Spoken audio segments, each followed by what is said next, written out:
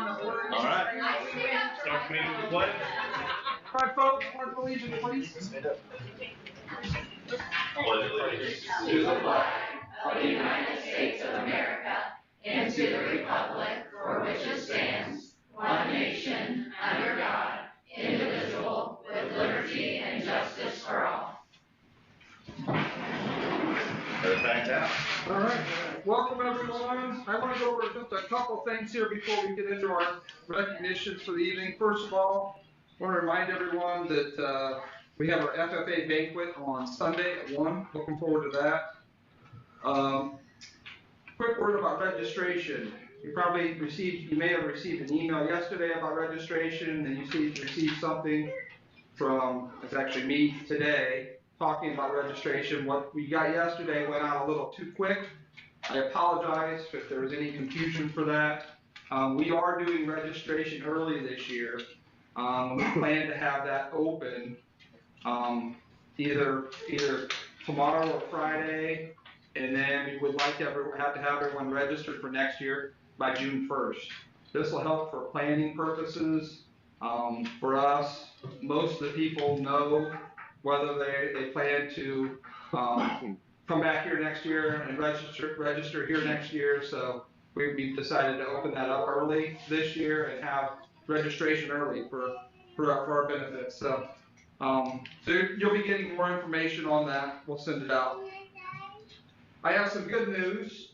We had 25 students here at Southwestern that passed certifications through Blue River for a variety of different topics, whether it's firefighting fundamentals, culinary arts, health sciences, healthcare specialists, auto collision, gas welding, a variety of different things. So congratulations to those students who passed. And we had 6 students who actually passed 2 certifications through Blue River. So we're pretty proud of them. So, and everyone that took one passed, I believe. So, which is really good. So, want to also let everyone know about the alumni gathering. It's on June 7th. I believe it's from 2 to 4 on June 7th. 1:30. 1:30 to 4? 1:30 to 4 on June 7th. So if you're alumni, come on out, check it out.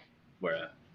I believe it's in the high school, correct? In the gym? High school gym. Well, and it's alumni and community, right, for the gathering? And then she would, I'm sure, love if you plugged that there are elections at the beginning, if any alumni are interested. Any community, it's all. If anyone at all is interested. Anyone available? Okay. Thank you. Yeah. Oh, and we also have performances from the musical lots. Oh, yeah. nice. I probably don't have to remind a large section of people in here, our last day of school is May 23rd. Students, don't cheer too loud.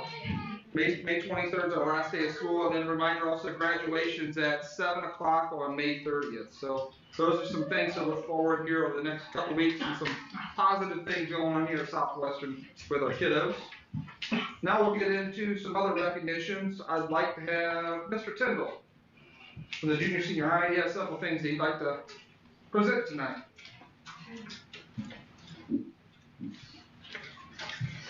All right, good evening, everyone. I have a few student of the months that we're going to recognize to start out the night with. For a junior high student of the month, I want to recognize Callan Stickford.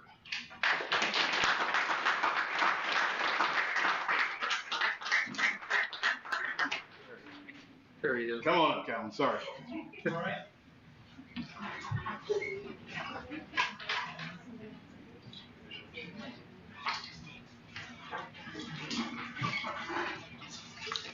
For our high school student of the month, I want to recognize Landon Drake.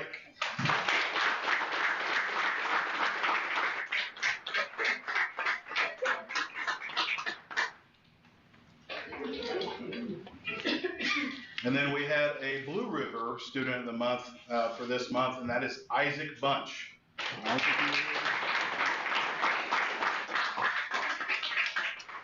He is in the fire program over there, so he was one of those that would have been passing those certifications. So give a big hand for those 3 students.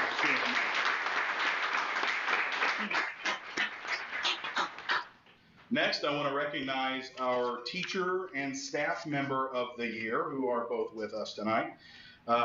This year, because of her caring attitude with students and her ability to make learning fun, this year's SWHS Teacher of the Year is Madeline Bowman.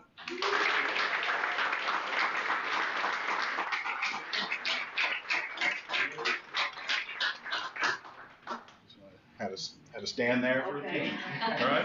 And there, for our staff member of the year, some things that said about her is she has an amazing attitude and smile. She's almost like being a second mom to everyone she comes in contact, and her diligence in providing the best food for our students day in and day out. That staff member of the year is Jamie Guy.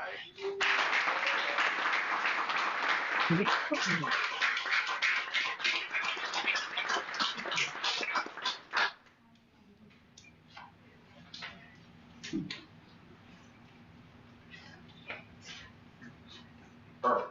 Thank you.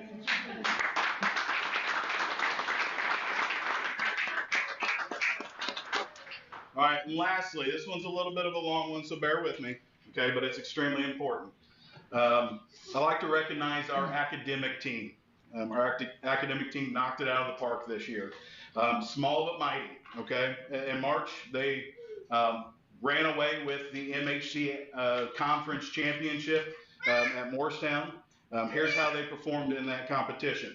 We had a freshman team of Mallory McInerney, Maddie Barlow, and Kaylee Pike, who won the fine arts round.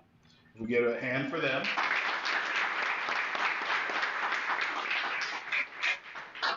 Tana Tatlock, who competed individually in English and finished second by herself.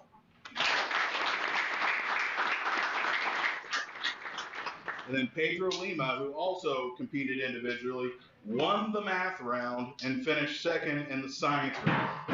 He is not with us, but all right, so that was the MHC competition. They then moved in the end of April, I think it was the end of April, into the area competition at Shelbyville. A lot more schools, higher stakes. This was to see if they qualified for the state academic meet. Here's how they performed. Our freshman team of Mallory, Maddie, and Kaylee finished second in the fine arts round.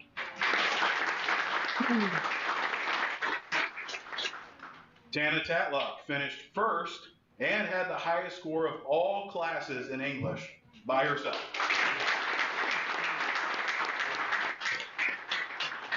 And then Pedro won both the math and science rounds by himself.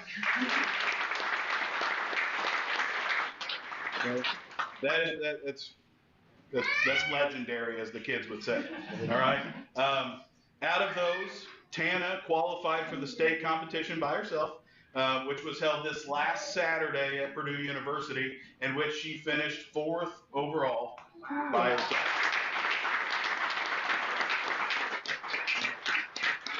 So kudos to our students and their achievements. That's huge. That's awesome. I hope you stick with it, underclassmen.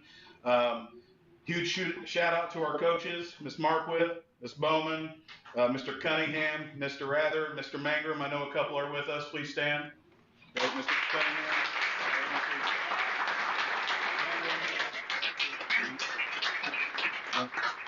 There's a lot of time and effort. Every year they have a topic that is chosen. What was the topic this year? Ireland. Okay, Ireland. So there's a lot of studying, a lot of things that have to happen, especially the weeks leading up to it. Obviously, they did what they needed to be successful. So once again, congratulations.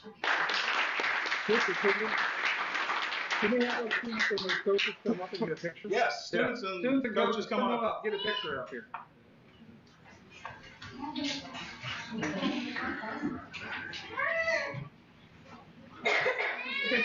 Step up on the wood. There you go. Yeah, step up there.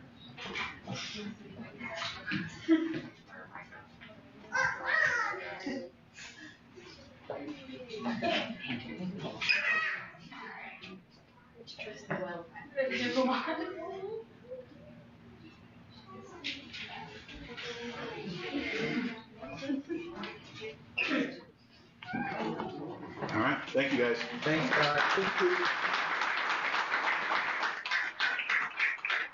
Thank you, Mr. Tyndall. Now we'll go on to Mrs. Hoey at elementary.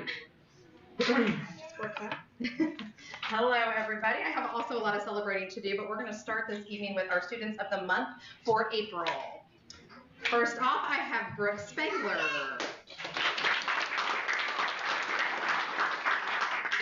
Kinley Hopper.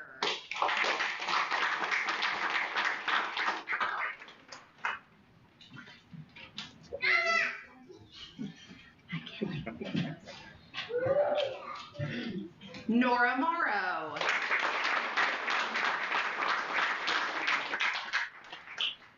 Bo Carter.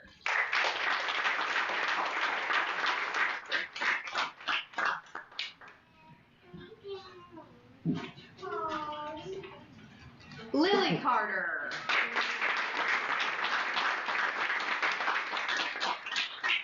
And Lily, can I borrow you for a little bit here? Can you stay here with me? Okay, here we go. I'm gonna borrow Lily for just a few minutes. Riston Jesse. Quinn Holly. Cameron Shields.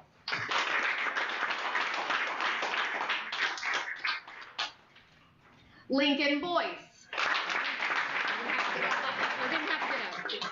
Reagan Clark.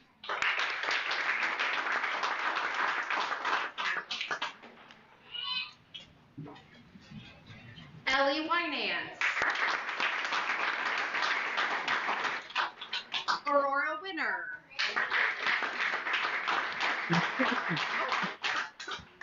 Thea Fiesbeck. Landon Schmidt. Landon's really excited to be here this evening. Ryan Hancock. McKenna Craig. There we go. And Easton Stickford.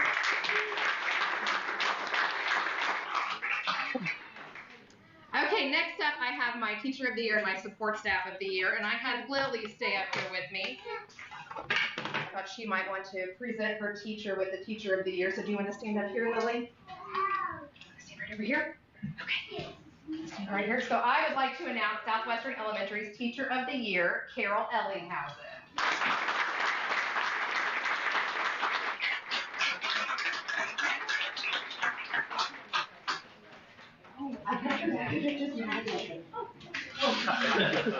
I just did that.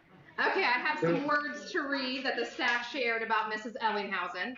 So Carol is patient, caring, and meticulously planned for every day. She genuinely cares for each and every student's success.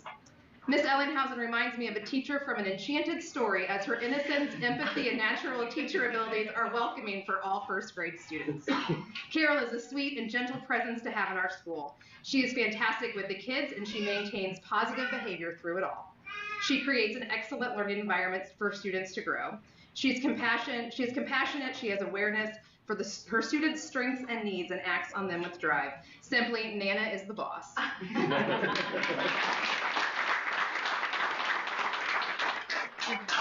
Thank you, Lily. And for our support staff of the year, Southwestern Elementary support staff of the year is Sheila Smith.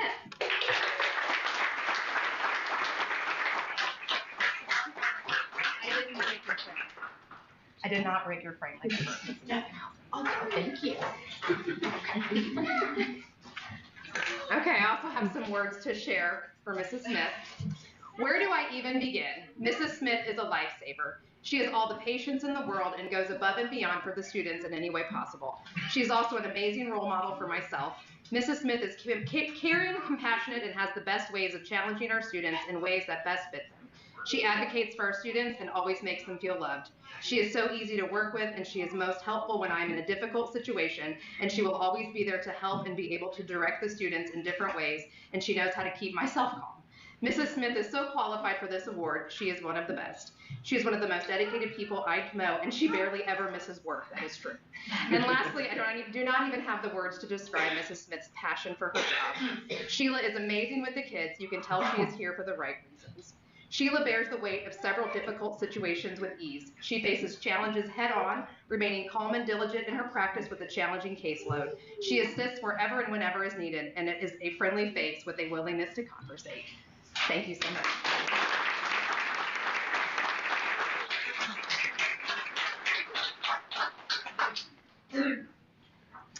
Okay, and finally, we got this news this morning and I wanted to share. Reagan, as a third grader, do you want to come up here and celebrate this with me? Reagan Clark, come on down. I know you'd be willing to do that. So I am happy to announce that Southwestern Elementary had a 100% passing rate for I-rate for this school year. So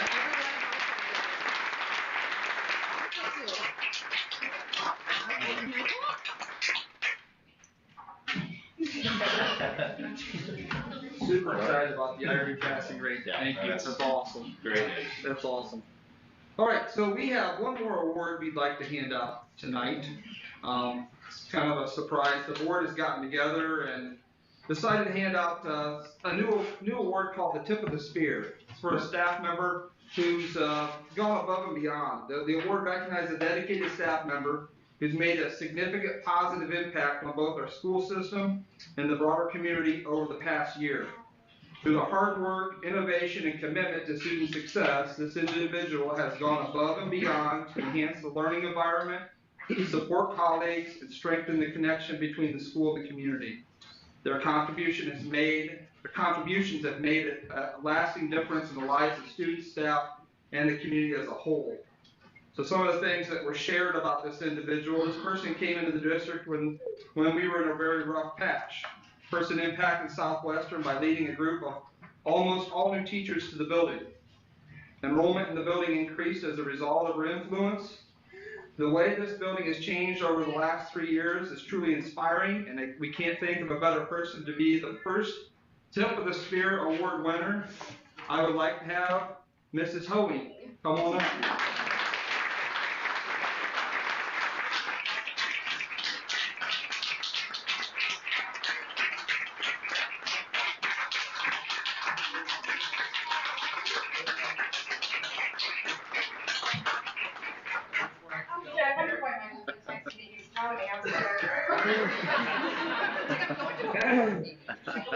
Thank you. Yep, Thank you, thank you. everybody. Congratulations, Beth. Yep. You cannot tell husbands ahead of time. What's that? They can't keep a secret.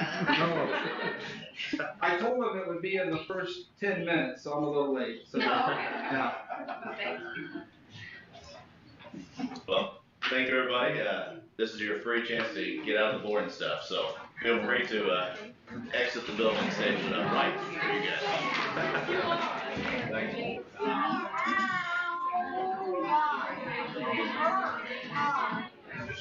Yeah.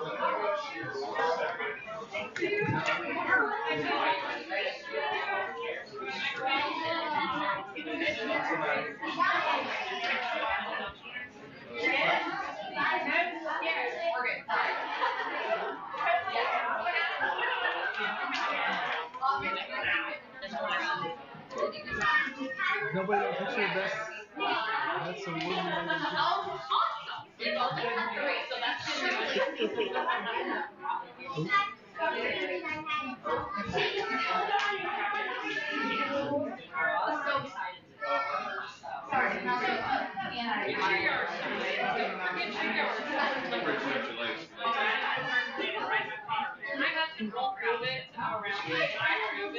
It's really, we fight about it. Thank you.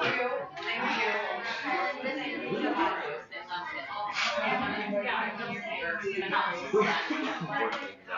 try to be that Oh, I left it over there. Yeah, Reagan was lying.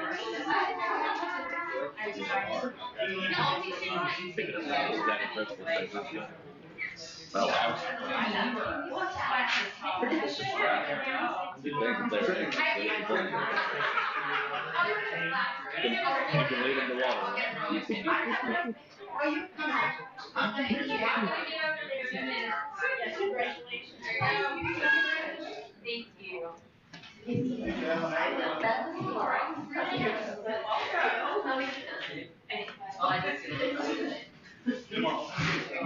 Age 12.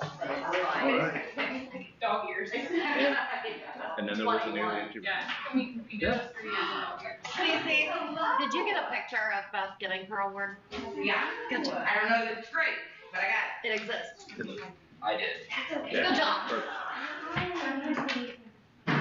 We need a photographer in the front row, not the back row. All right. Good. Okay, on to agenda modifications. We do not have any of those, this evening, so we're on to public comment. Anybody want to stab? No. Hearing none. Okay. So next item on the agenda is consent items and claims. First of all, we have approval of minutes of the previous meeting. Any discussion? I'll make a motion. I'll second. All those in favor? 7-0. Next, we request approval of accounts payable vouchers as well. Any other discussion? I'll make a motion to approve. Second. All those in favor? 7-0. On to business and financial reports. You have the financial report and cafeteria account report, and also the extracurricular account reports. Any questions on any of those? Look like. All right, hearing none, we'll move on to new business. We're going to do all these together. Recommend the acceptance of donations and grants. We have several of these here. Thank you to everyone who's donating to our school system. We certainly appreciate that. Donation from Mount Auburn Christian Church in the amount of $50 for the Spartan Food Pantry. Donation from Beta Phi Psi Iota Xi in the amount of $50 for Southwestern Elementary Literacy. Donation from Lewis Creek Baptist Church in the amount of $100 for the Spartan Food Pantry. Donation from Donnie Henderson in the amount of $60 for the Angel Fund. Donation from Flat Rock United Methodist Church in the amount of $440 for the Spartan Food Pantry. And then last but certainly not least, donation from the Southwestern Elementary PTO in the amount of $6,358 for the school corporation to cover the cost of a Gaga ball pit. Those kids love Gaga ball. Sun's off that on that. Any discussion on that? Discussion, questions, concerns? Make a motion to approve? Abstain? I'll second. All those in favor? 7-0. All right.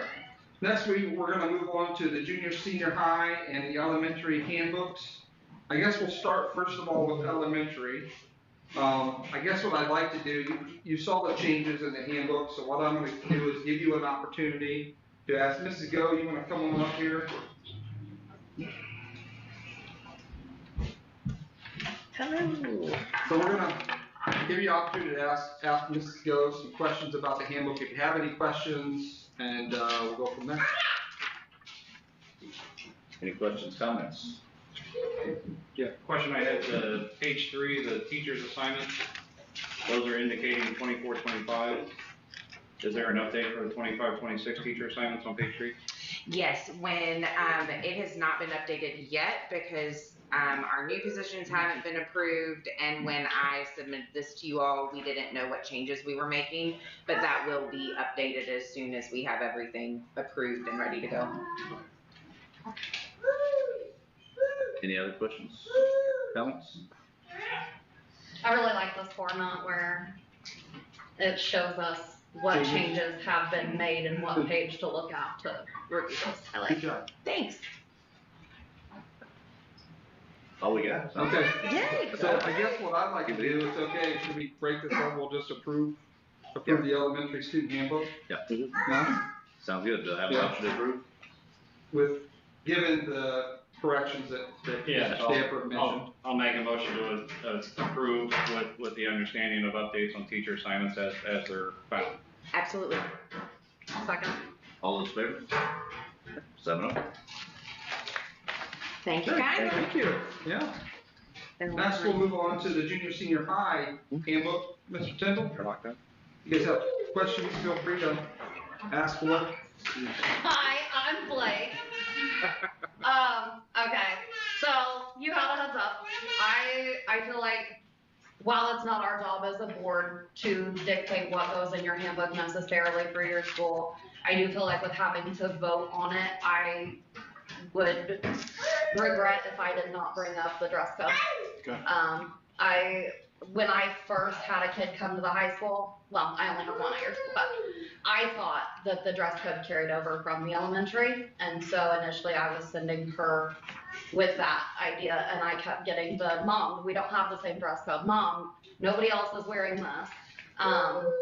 So I think I prefer, and I think it would be easier for the students and parents if it was a little more in-depth, like the elementary that tells, like, I'm saying it. What are like, the restrictions? well, we got some girls showing up with their butt cheeks out of their shorts, and that's a problem. I said I wasn't gonna say the word butt cheeks, but You said I it twice. said it. But we got boys with butt cheeks out the top too, so I'm not gonna be, but it becomes an issue when the wording is just appropriate or inappropriate. I hate the idea of having rules that we're not actually going to uphold, and I think pajama pants, I think we let them anyway. So I feel like having that in there just tells them, like, hey, you're not allowed to do this, but actually we don't care if you do this. And so I just hate having rules that we don't actually stick to. What verbiage from the elementary handbook do you? See, I have a problem called my book has oh, hey, look, I don't know. So in this one, in the elementary one, it actually has like bullet points of what is not allowed. So thank you.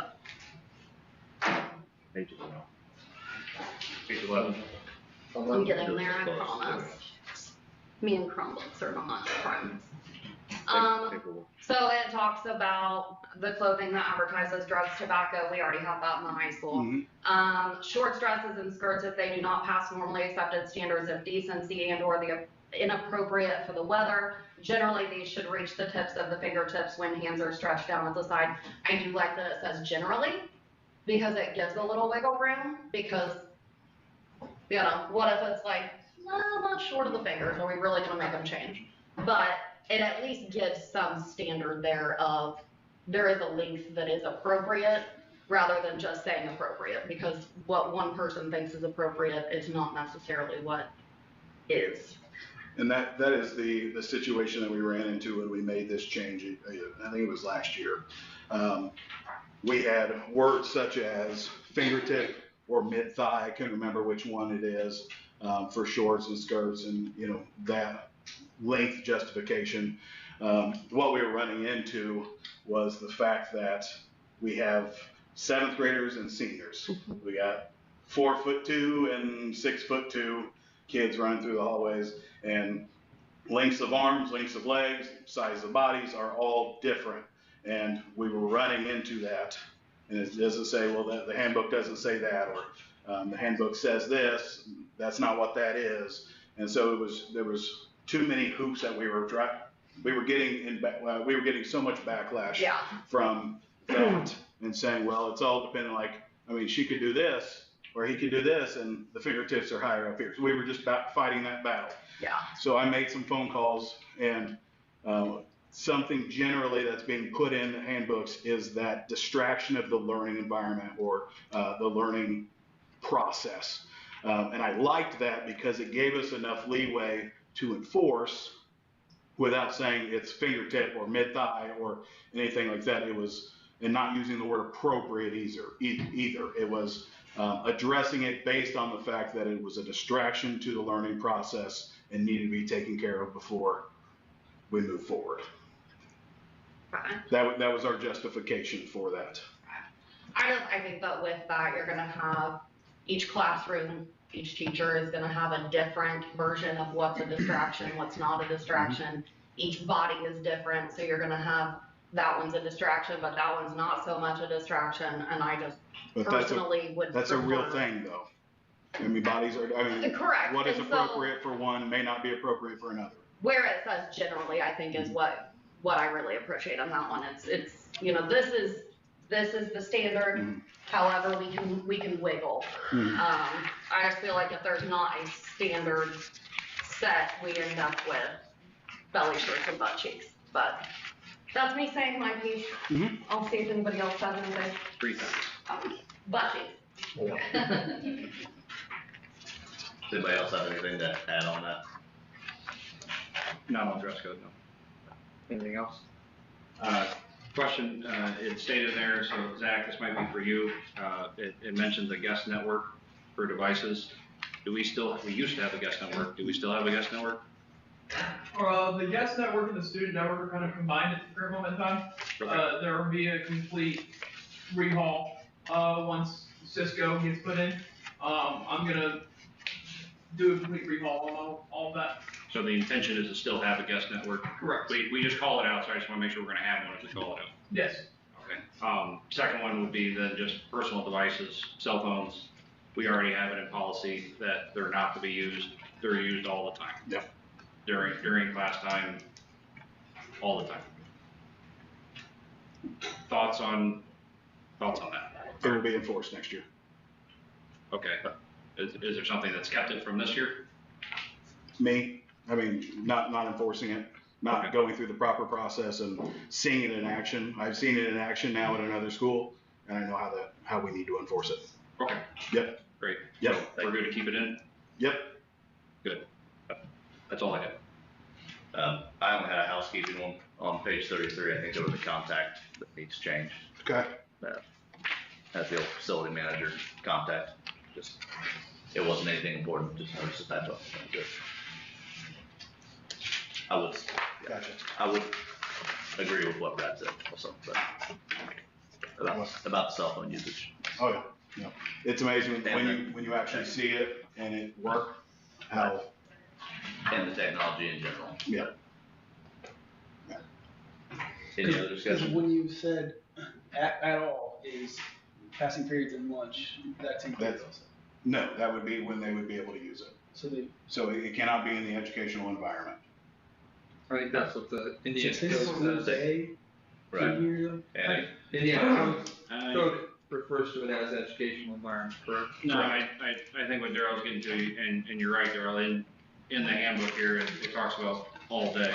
It doesn't So delineate, I just had it doesn't delineate the hallway. Page 32? 33. yeah, I think having that just mirror exactly what the policy that we have is would probably be helpful. Oh, okay. Yeah. Because you're right, it doesn't delineate the hallway thing. It just says all day. And if you need a stronger policy from us to help enforce that, by all means. No, you don't. No, we don't. We're good. I think it's strong Be enough. happy. Okay. Yeah. All right, did I hear any changes that are being made? So I think that is a change that we can make is the enforcement or the personal wireless device.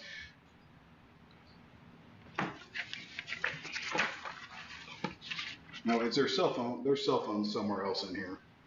So personal wireless devices would be your computer and laptops, correct? Okay. Yeah, there is a cell phone policy. You had it highlighted yellow. Okay. I don't have a color copy, sorry. Ah, okay. I'm not sure the exact page on that. Because I think in that cell phone, Page My 32. mouse work. Back, my mouse work. One. My mouse pad doesn't work. We'll talk about it after. So, but we're talking about making the handbook congruent with what our policy is. Is that more or less what I'm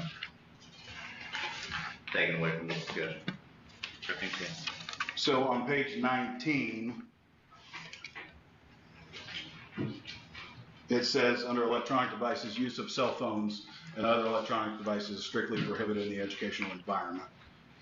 We recommend keeping personal electronic devices in students' locker. Student brings personal electronic device into the educational environment. They're required to keep it in the designated storage location. So if we go back to 32, 32 would be anything that would not be associated as a cell phone. So that would be a personal laptop device. I don't know if there's a need, say, smartwatches is included in cell phones. I don't know if there's a need to yes. differentiate that or not. Yeah, no. That's just, I mean, it's an extension of a cell phone. So, I mean, I know common sense would tell us as Yeah. to what it should be, but I don't know if it would benefit to being more specific, so. What about AirPods? Are they individualized? I don't know.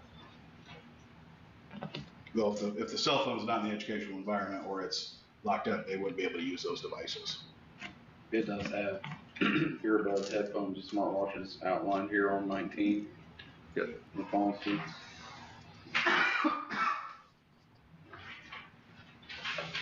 Where's that at, John? Sorry. To the Page end of that same 19, thing. Oh, okay. second bullet point under electronic devices. Gotcha. Awesome, thank you. So I think I need to remove the one on page 32 is what I think. That's what I'm thinking. Okay, It seems redundant. agreed. So I think that would be the change, is to remove that one on 32. And then you talk about guest Wi-Fi in 19. I don't think you did. Do not. Not that you need to have it at all in the, Right. in the handbook, so. Right.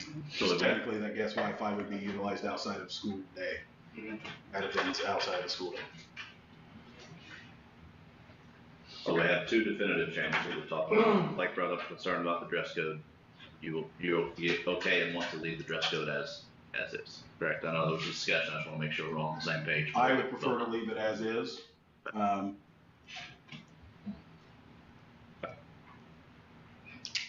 All right, so I guess we're gonna be moving on for a motion to approve it pending those two changes, correct? minus 32. We're moving, We're just removing really what's highlighted on page 32. yeah, and then the contact update on page 3. Correct. Yep. So those are the two changes I have, so provided those changes, do we have a motion to accept? I got more. Go ahead. John, on this page 19, this student behavior action plan, all of these things underneath of it fall into that track on that. Yeah, yes, and virtually anything that would be deemed a disciplinary infraction. So that would be anything that's under that from any of those guidelines for student misconduct and obedience, anything under suspension and expulsion, all of those things that would be met with a disciplinary procedure. And there's pages of it.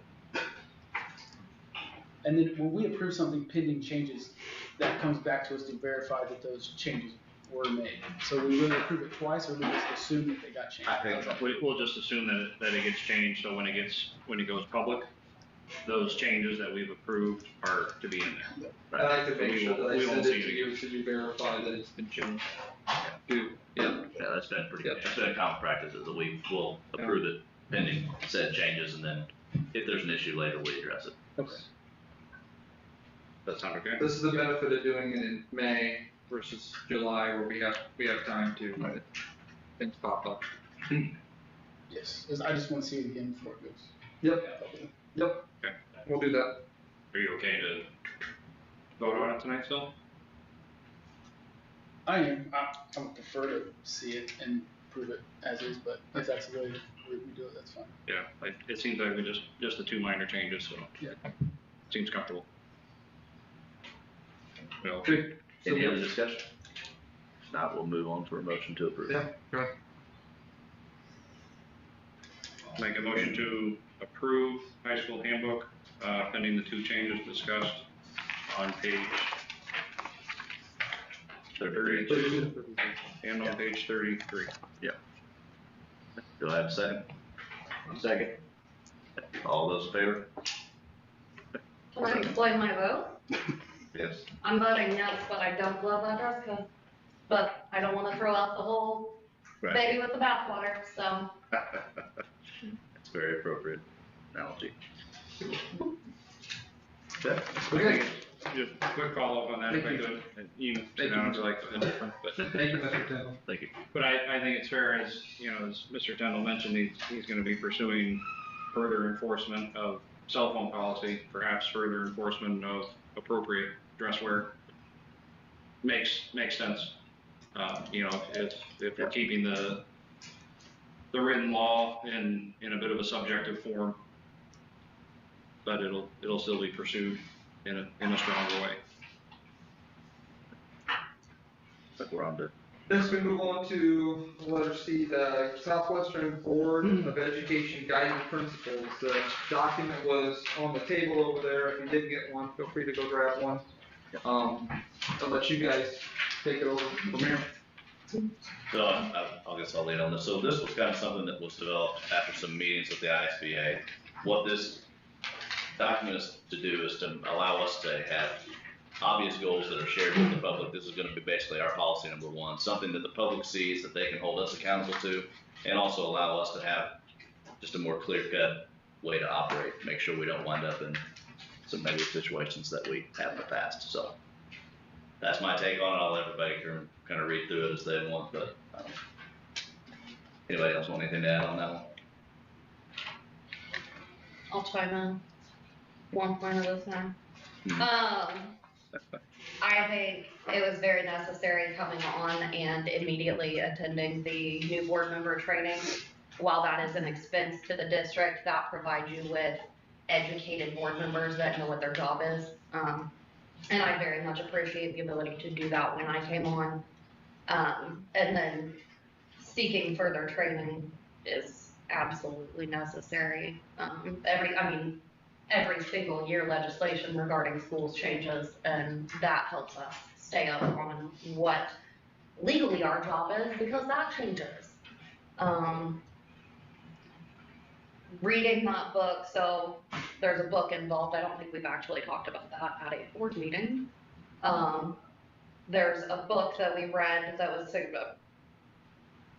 Great on their behalf by AJ Crable. Derek attended an ISBA conference and then recommended that we all read this book, and it talks about school boards really focusing on the education of the children instead of getting lost in the weeds of all of the other stuff that you can get lost in the weeds of. And so I think it's important because we won't always be here. More than half of us are up for election next year. And so having these guiding principles in place, even though we could all get voted out and the next board could come in and say, you know what, we hate this, they would at least have to vote on this in a public meeting and show the public that they don't want to focus 50% of their time on education. So. Yeah, I mean, that's some of the biggest highlights that I like about this document and what that book and the ISBA is kind of shifting to. It's that the focus on student outcomes. Not that standardized testing is the end-all be-all, but it is the only metric that we have to judge how we are doing. So to not focus on it at all is just not good for kids. So yeah, that's my big take on that one. So hopefully everybody who does read it enjoys that it's something that we're trying to focus on. But banter on about it. Can I add one thing? Of course. Is there any way that we can add to it that this gets reviewed every year? Because technically the board's supposed to review their bylaws every year, and essentially this is a bylaw. I mean, I don't see why we couldn't add that it needs reviewed every year.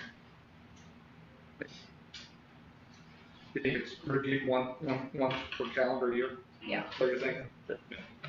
At the organizational meeting, is that what we call Yeah. it? The first of the year? January 1st? So Yeah. The first meeting of January. Yeah, you can do that. Yeah. Mm-hmm. Yeah. So provided that change, be looking for a motion to approve this. I'll make a motion to approve. Do we have a Second. All right, all those in favor? 7-0. Thank you. Sorry, I'm just making a note here. Yeah, me too. All right, we recommend to approve the SCA to go on overnight field trip to Camp Ileana, Washington, it's in Washington, Indiana. From July 21st to July 23rd, it's an overnight trip, so that's why it requires board approval. Any discussions, questions? Make a motion to approve? I'll second. All those in favor? 7-0. Next, we have recommend to approve summer school 2025 coursework. And this is in the amount of $13,097.80. That would be the maximum that we would pay for that. This is just for the teachers to perform summer school, to do their summer school teaching. So there's no material included in that? There's no, I don't believe there's a material cost. I think it's just for education. Yeah, labor. Okay. Yeah. And at least a portion of the salaries will get reimbursed from the state. You pay out the benefits, but some salary, sometimes all of the salary is reimbursed. Depends on how many schools across the state have summer school, what the cost is. I will say We'll get our piece of the buck. there'll probably less that will be reimbursed just because you have to offer summer school this year to any third grade student that didn't pass IREAD or anyone that was it below proficient? Just the same. It would be for any third grader that did not pass. That didn't pass, and there are second graders that are, That do not meet. that just won't meet the, Yeah, so, no. and that's a state rule, so everyone has to offer. Okay. So it's probably gonna lessen if the pot stays the same, it's gonna lessen the amount of money that we get back, I would think. Yeah, absolutely. Yeah, and I think there's been actually a decrease in summer school, well, there will be, back up, there will be next year, be a decrease in summer school. I no longer have a question. Did I answer it? No, the agenda that was in my packet did not have the red ones in it, and that's what I was gonna ask is if we're gonna approve teachers to do said We are. summer school. Yes. Any discussion? I don't have a question anymore. What doesn't get reimbursed comes out of the education fund? It gets paid out of the education fund, yeah. Do I have a motion? Anything else? Make a motion to approve? Second? All right, all those in favor? 7-0. All right, next we have a recommendation to approve a resolution determining need for project. This goes back to, what we discussed last fall, the fact that we needed it, we issued the GEO bond in 2024, and then we also needed to issue the lease bond in 2025 to complete the projects that are needed on the roofing and their HVAC. So this is just the first round of steps that we have to do to meet those needs. So I'm going to read through the resolution determining need for a project. Whereas an investigation has been conducted by the Board of School Trustees, the Board of Southwestern Consolidated School District, the School Corporation, with respect to the renovation of and improvements to facilities throughout the school corporation, including site and athletic improvements and the purchase of equipment, buses, and technology, collectively the project, and leasing all or a portion of the project from the Southwestern Multi-School Building Corporation. That's the building corporation. And whereas this board now finds that a need exists for the project and the school corporation cannot provide the necessary funds to pay the cost of the project required to meet such need. And whereas it is deemed desirable to proceed with the necessary negotiations and all other steps looking toward the financing of the project by the building corporation and the lease of such facilities to the school corporation. Now therefore, be it resolved that a need exists for the project and the project cannot be funded from sufficient funds available to the school corporation, and that this board proceeds to take steps as may be necessary to secure the project and leasing of such school facilities as provided by the Indiana Code, Title 20, Article 47, Chapter 3. Good job.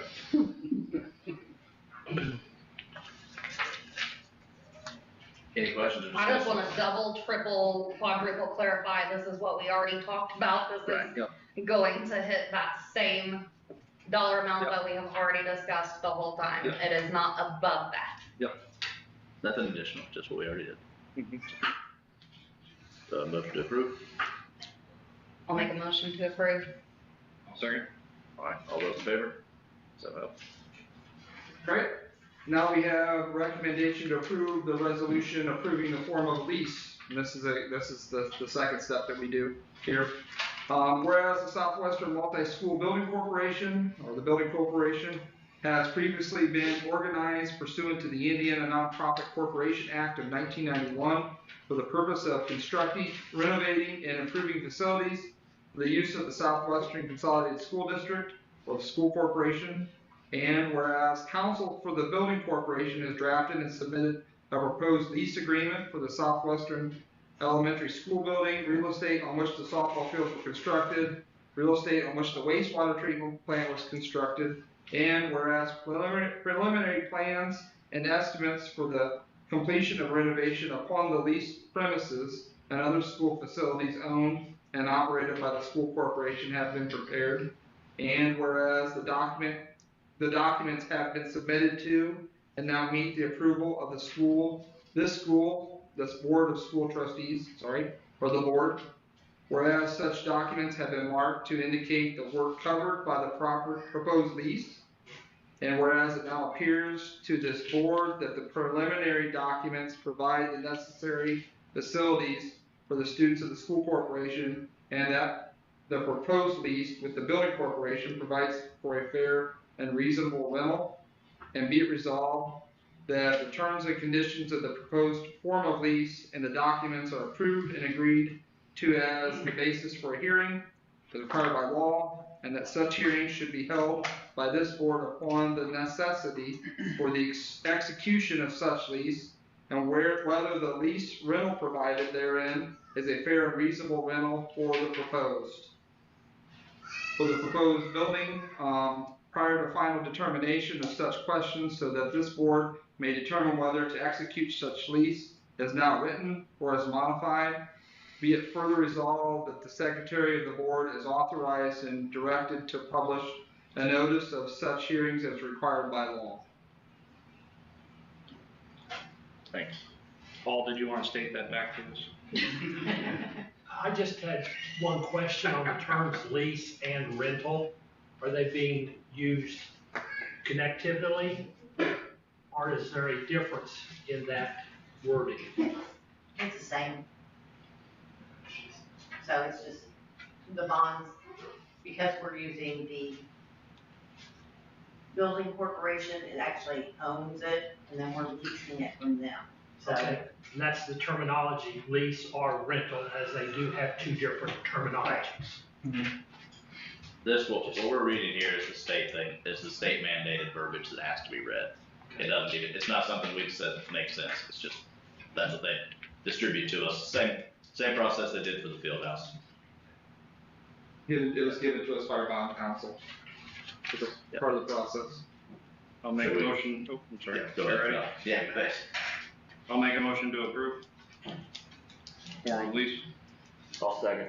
All those in favor? 7-0. Thank you for that filibuster also. It's great. Yeah. The next one, as you can see, we're moving along on the roof, which is awesome. I want to thank the elementary teachers because I know it was disruptive during their time of learning, but it was a necessity. So we're moving along on that. So the recommend approval of payment to Big Ben Builders in the amount of $319,213.30 for the roofs on both buildings. This is just a portion of the payment that's going to be paid out.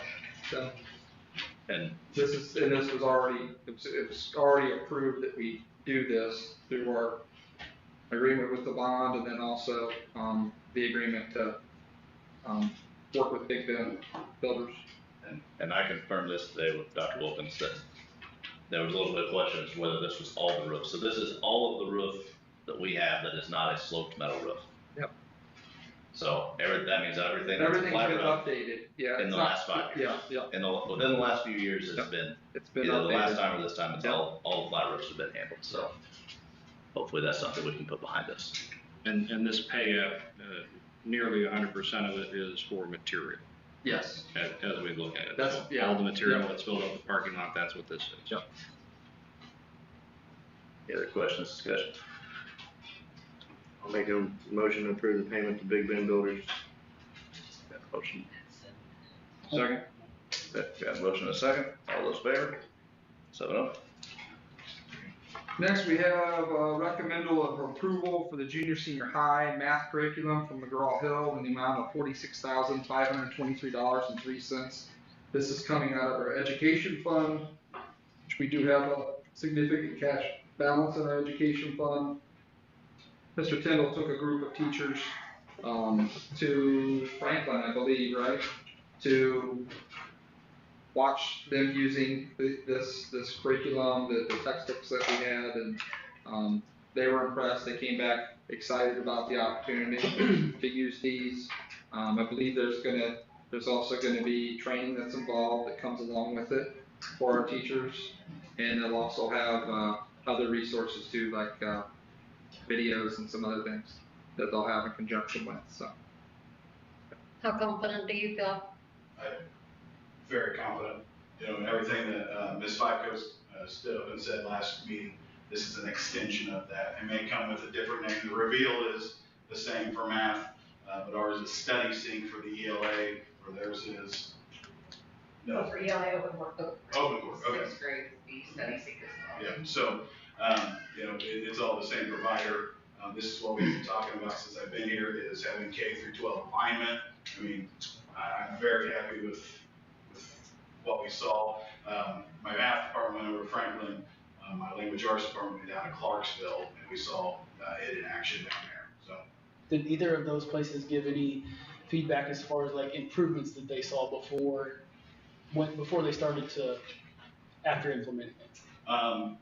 Not necessarily when you look at standardized testing, but just when it comes to standards mastery. So their question was, are our kids actually learning the standards? And so that's what they're tracking is, can we tell that our kids are actually learning and mastering the content instead of looking at the standardized testing scores? Because again, 9 through 12, your SAT is only in 11th grade, so you've got to be able to track that in grades 9 through 12. And then at the junior high, or the middle school in Franklin, they were also based around their own tracking and progress monitoring to track whether it was successful or not. That's a very common practice to do progress monitoring based on your school, I guess, what do I want to say, school initiated testing and just monitoring progress. Because you don't want to wait for one time a year to monitor that progress. You want to do it as the year goes on. Yeah. How many years have they been using those? Franklin was on year 4. So that their testing should, I mean, even the standardized testing should have some trends if you looked at it. But they didn't have that on hand when we were. Right. So we've talked about this in previous meetings, but since the dollar amounts are in this meeting, let's discuss how old is our current curriculum? The newest we have is 2012. The oldest I've seen 2006 books in our building. So. Thank you. Probably time to move on. I'm not sure it's final said and done, but we've had discussions about moving 6th grade into the junior senior high building in the coming years due to space. If and as we make that transition, does all of this jive, bringing 6th grade into a junior high segment with this curriculum? Yeah, so they actually, at the 6th grade level, will be using the same ELA curriculum, the study sync, and then reveal is the same K-12. Okay. So yes, it would, there's no issue whatsoever. Great, thank you. Any questions? I'll make a motion to approve the math curriculum. Do I have a second? I'll second. All those in favor? 7-0. Next, we have the recommend approval. I recommend the approval of the junior senior high school English language arts curriculum in the amount of $43,019.49. And John kind of already addressed some of that. And our English, our ELA teachers actually, they visited, where did they visit? Clarksville, I can't remember the name Clarksville? of the junior high school there. Yeah, they visited a school there, saw it in action too. Yeah, the only thing I'd like to say is thank you for bringing these together at the same time and turning the curriculum around as quickly as possible. Yeah. So I know we were originally thinking one segment at a time, but bringing them together as long as the building can absorb the change, the kids need it, so it's great. Do I have a motion? I'll make a motion to approve. May I have a second? I'll second. All those in favor? 7-0. Okay, next we recommend the approval of the medical telehealth services agreement to go in effect August 1st, 2025. Is Thailand still here? May need your help, Thailand. We have questions on it. So it's just, basically it's a service we're gonna offer our students and even staff if they would like to. When Thailand sees someone that maybe is in need of seeing a doctor, or she would maybe recommend that they would go to a doctor, suggest that this would be an option for parents to do telehealth here at the school, whether it's in the parking lot or whether it's in the clinic or another safe area to go. They could take part in a doctor's visit through telehealth. So. Question. So let's say with my little sickie that you have to deal with a lot, let's say I keep her home. Can I call you and say, hey, can we set up a telehealth? Yeah. Also, I wanted to clarify that this cannot be done without parents' permission, and it is just simply telehealth. We're not doing anything. Yep. So, Dr. Wilkins and I talked about it first. The two schools that I talked to, she's in several schools, but I talked to two of them to see how it was going. And they actually don't require the parents to be there. The parent has to do a consent before the nurse will see, before you can set it up. So basically, Nurses Direct will send the consent via email. The parent fills out the consent. Then I can do the appointment with the child without the parent there. And then the nurse practitioner will call the parent back and tell like what they found. They'll say what they're calling in. They'll either come and get them or they won't, and tell them what to go get at the pharmacy, etc. But we kind of talked about getting started that we felt more comfortable, and I feel more comfortable having the parent there to start. But the other schools do not do that at all. And their parents, both of these schools, or both of the schools I talked to have been up and running for over a year, and the community, they all said it took about 6 months for the community to kind of get on board, but everybody loves it, and they kind of just consider them to be part of their world now, and it's great for not missing work and eliminating extra trips to the doctor. It's not much more expensive than your own insurance. She's expanding who she accepts. It's free for people with Medicaid, so some of our kiddos that like their parents aren't so great about getting them to the doctor, reaching them. Is there any program for uninsured kids for that? Uninsured, no. I mean, there's a flat rate. Uninsured kids can be seen too. There's a flat rate that she charges if you don't have insurance, but no, it's not free. Do you know those rates at all? Yeah, there's a flat rate of $45 if she does not accept your insurance, or if you don't have insurance, it's $45. And then what tests is it that you would be able to provide? Strep, COVID, flu A/B. So basically anything they would swab you for at priority care. I think I am so in love with this idea, because having a kid that does, anytime anybody breathes in her direction with any kind of germs, she gets it. I love this very much. I'm assuming the telehealth nurse practitioner can also do doctor's notes for the school, or does? Yes. She also will follow up with students if kids aren't coming back when they should be. The nurses said that they can call her and say hey Ashley, Joey isn't back. Can you call and check on him? And she'll call the parents and say hey, what's going on? We need to do something else. And that's not any more cost to them, but she's just that kind of person that she's very community-based. So.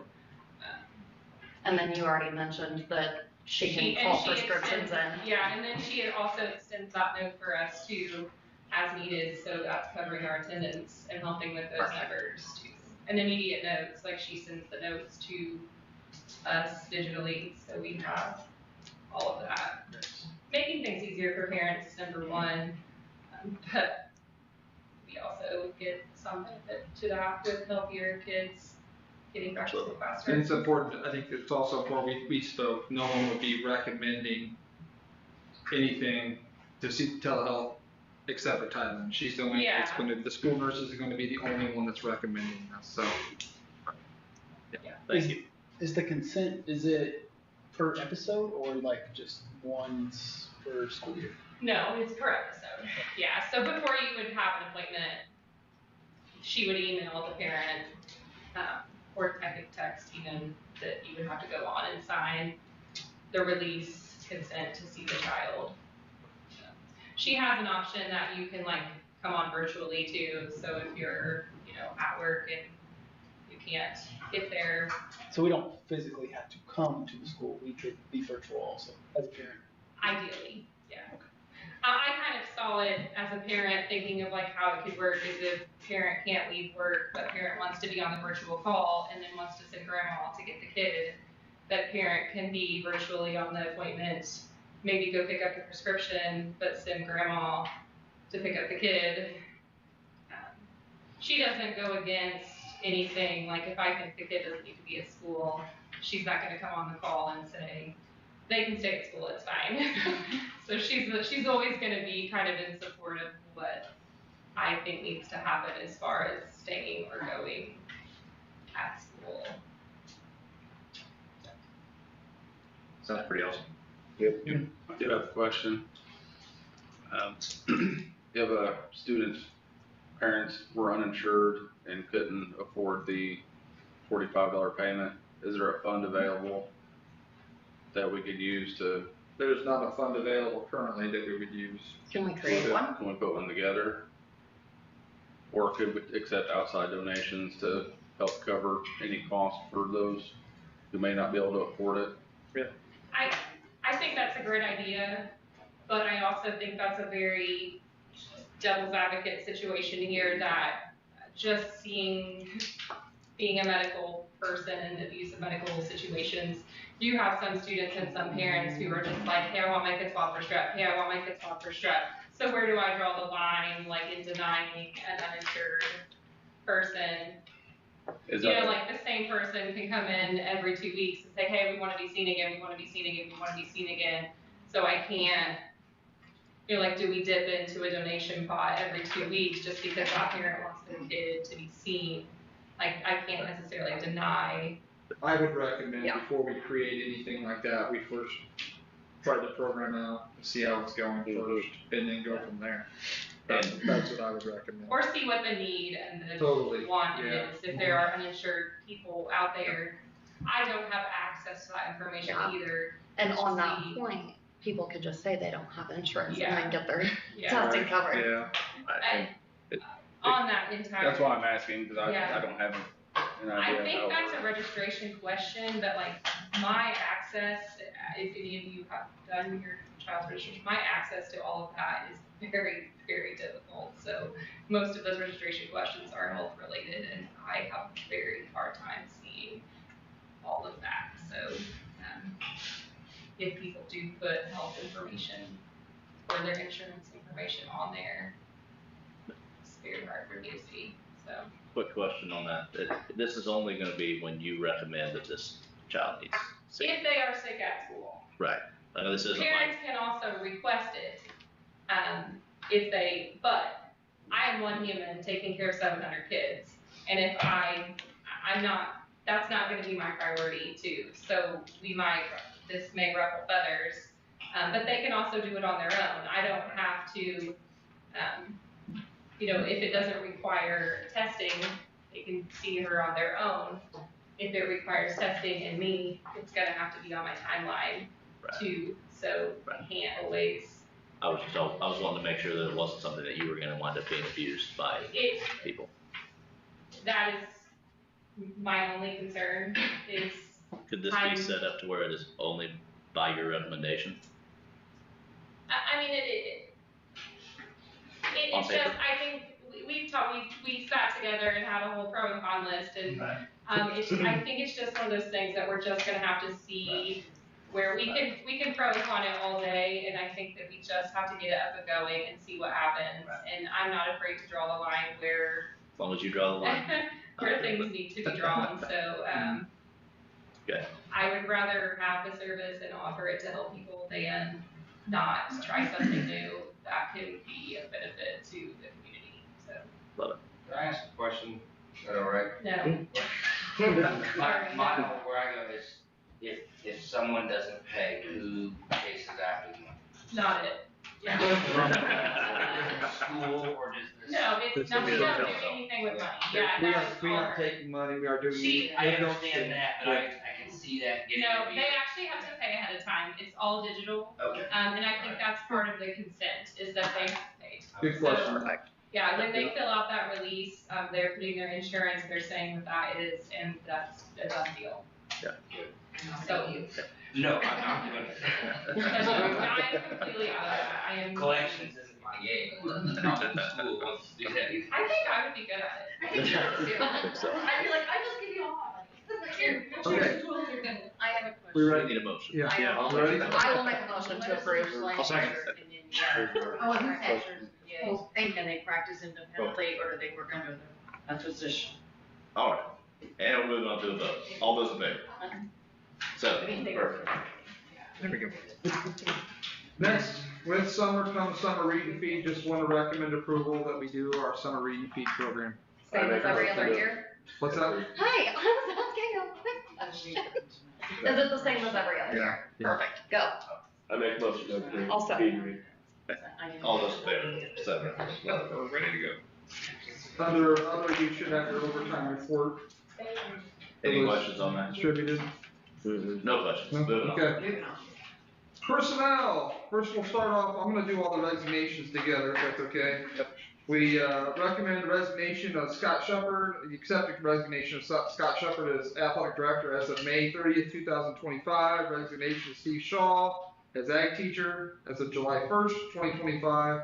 Resignation of Riley Jesse as instructional assistant, May 23rd, and resignation of Maddie Bowman as high school science teacher as of May 31st. All right. Any questions, comments, or concerns? Vote for a motion. Make a motion to approve these leaves and resignations. Second. All those in favor? 7.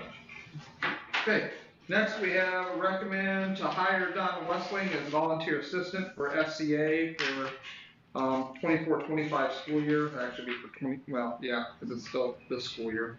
Yep. Recommend to hire Katie Mayer as second grade teacher for 25-26 school year. Recommend to hire Caitlin Clark as third grade teacher for 25-26 school year. Recommend Ashley Bursman to hire Ashley Bursman as a teacher for 2025 summer school reading. Recommend hiring Steve Shaw as teacher for 2025 summer SAE program. And recommend hiring Denise Mitchell as teacher for summer school core academic areas for credit recovery. Introductions now. We have an introduction, yes. Mrs. Hone, you want? Yeah. Katie Mayer has accepted our second grade position at Southwestern. Welcome back. Welcome. Welcome back. Katie, thank you so much for the patience through this. You've sat a long time. You have a little one, and we've all been there. So, thank you so much. Welcome. Yeah. Yes, it is bedtime, so if you guys want to go. Yeah. Caitlin Clark was trying to get here this evening, but she has flat tire, so she didn't want to make it, so. yeah. Let's do Well, it. But she is also a Southwestern. Perfect. Make a motion to approve all the hires. Got a motion? Second. Got a second? All those in favor? I'm sorry, I was not paying attention, I was watching the baby. Thank you. Thanks, guys. Hi, Katie. Okay. Okay. We can do that. On the superintendent comments, I just want to give real quick a report from the feedback from the brainstorming nights. Promise I won't take too much time for this. Just wanted to give a summary of what was some of the things that were mentioned from this. I think when looking at it, there's 5 emerging themes that came out of this night is communication, engagement, support, community involvement, and then accountability. Those are some of the major points of emphasis of this. I didn't go too specific on these items because there were a lot of things there, and if I went specific, we would probably get past midnight, so I don't think anyone wants to be that long. So, first of all, communication. Establishing centralized systems to make sure we have consistent communication. Making sure that students, staff, families, everyone's receiving timely information, and it's clear to them. We talked a lot of things that were mentioned were about streamlining platforms, have a centralized calendar. We also talked about the use of Parent Square, which will be starting next year, and staff has gone through one training session, and we'll do another one this week on the use of Parent Square. Clearly define our expectations when it comes to communication and make sure we're holding ourselves and other people accountable to those expectations. One thing that was mentioned was a district communications role. Unfortunately, with the district communications role comes finding a way to pay for that position, and that would come out of our operations budget, which is skinny right now anyways. But is there another thing we can do? Is there someone we can use in that role, or maybe there are students that we can use to help us with that? So, and then just improve communication for all staff, and that includes me, any of our administrators, our athletic director, coaches, teachers, sponsors, but we have to work on improving our communication, and our education. So the next thing was engagement, and make sure that students have access to the academics and extracurriculars. Make sure that we're tailoring these offerings to their interests. Make sure we keep them active, and trying to make sure we get students out for the items that we do offer. And then also, is there anything we could do to combine these with a career pathway, or just creating some flexibility in scheduling to meet those needs and get students set up for positive things when they leave us as seniors. So some of the things that were talked about were flexible course offerings and schedules, revitalizing clubs or starting clubs. Some of the things that were mentioned were esports and drones and robotics, and then linking some of the extracurriculars or mentorships to careers to help get students interested in certain areas. Providing equal access to underrepresented sports and clubs, so making sure students know what's available and encouraging them to take part in those. And last of all is just making sure we're providing engaging classroom lessons and projects, making sure we're engaging our students. So those are some of the items that were brought up, a summary of some of the things that were brought up on those brainstorming nights. Next was supporting our staff, our teachers, coaches, lay coaches, club sponsors, and offering some professional development or mentoring opportunities. And I can be one that can speak about the mentoring opportunity because I've been paired with a mentor all year this year, and I'm new to the superintendency, and that's been super helpful, and I can see why it would be helpful for others. Mentoring for new teachers and coaches. I think sometimes we forget about our coaches, especially our lay coaches. They may not have experience in dealing with certain things that some of other coaches do, so trying to provide a mentor for them was a suggestion.